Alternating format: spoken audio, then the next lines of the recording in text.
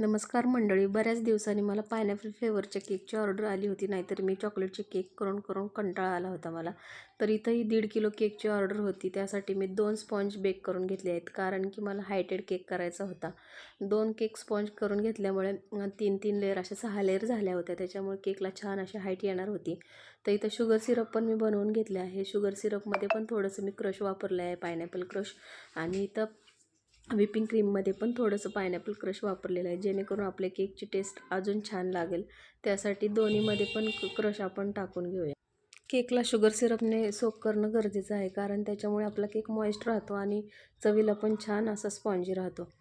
तर इथं मी प्रत्येक लेयरला शुगर सिरपने कोट करून घेतलेला आहे. आणि क्रशचं म्हणाल तर प्रत्येक लेयरला क्रशसुद्धा लावलेला आहे, त्याच्यामुळे अजूनच टेस्ट आपली चांगली लागणार आहे. इथं 6च्या 6 लेयर लावून घेतले आहेत मी. केकला आपल्या छानशी अशी हाईट आलेली आहे. तर हा हायटेड केक करायचा होता आणि हा केक कस्टमाइज होता, त्याच्यामुळे अजूनच मजा येत होती करायला. तर हा केक माझ्या मैत्रिणीचा होता. हायटेड केक करताना नेहमी त्याच्यामध्ये टूथपिक इन्सर्ट करत जा. सॉरी, टूथपिक नाही, स्टिक इन्सर्ट करायला विसरत जाऊ नका, कारण आपला केक त्याच्यामुळे स्टेबल राहतो. तर आवर्जून ही गोष्ट लक्षात ठेवायची, हायटेड केकला स्टिक इन्सर्ट करायची. तर हा होता कस्टमाइज केक, कार्टून केक बनवायचा होता. हा हल्क थीमचा केक होता हा. तर हा केक माझ्या मैत्रिणीचीच ऑर्डर होती. तर ती नेहमी मला नवनवीन कस्टमाइज केक देत असते, तिच्यामुळे मला छान छान केक ट्राय करायला मिळतात. तर त्यासाठी मी तिला थँक्यू बोलेल.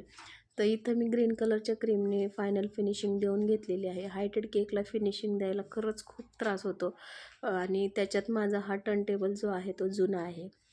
तर असो, तर इथं मी व्यवस्थित अशी फिनिशिंग देऊन घेतलेली आहे. खूप सुंदर केक झाला होता, लास्टला तुम्ही बघाच.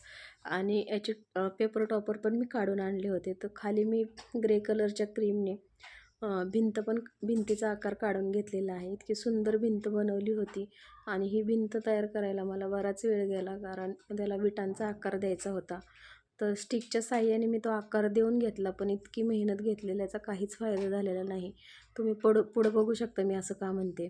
तर इतकी सुंदर अशी भिंत तयार करून घेतली. बराच वेळ लागला. इथं बघा किती सुंदर भिंत तयार झाली. आणि त्याच्यानंतर मी याच्यावर टॉपर लावायला गेले. तर हे बिल्डिंगचं टॉपर मला वरती लावायचं होतं. तिने जो फोटो पाठवला होता त्याच्यात असं होतं, पण ते वरती काही सूट होत नव्हतं. त्याच्यामुळे आम्ही ते खाली लावलं. तर खाली खूप सुंदर दिसत होतं आणि बाकीचे टॉपर्स आहेत ते वरती लावून घेतले. 7th बर्थडे होता तिच्या मुलाचा. तर इतका सुंदर केक झाला होता. मलाही हा केक खूप आवडला आणि आपल्या केकचं वजन म्हणाल तर 2.25 किलोचा हा केक झाला होता. तर होम बेकरकडं ऑर्डर द्यायचा हाच फायदा असतो, की केक तुम्हाला वजनाला जास्त भेटतो. केक आवडल्यास लाईक, शेअर, सबस्क्राईब करायला विसरू नका.